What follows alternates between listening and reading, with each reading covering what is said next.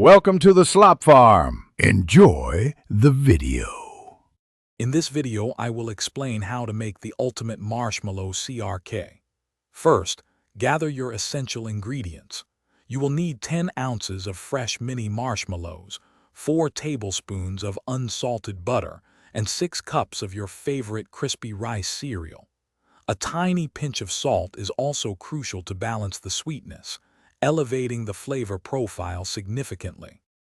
Now let's master the melt. In a large pot, melt 4 tablespoons of unsalted butter over low heat. Once melted, add your 10 ounces of mini marshmallows.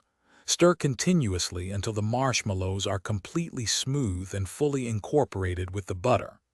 This gentle, low-heat process prevents scorching and ensures a perfectly gooey base for your treats. Next, the crucial mixing and shaping. Remove the marshmallow mixture from the heat. Gently fold in 6 cups of crispy rice cereal until every piece is evenly coated. Be careful not to overmix, as this can crush the cereal and compromise the texture.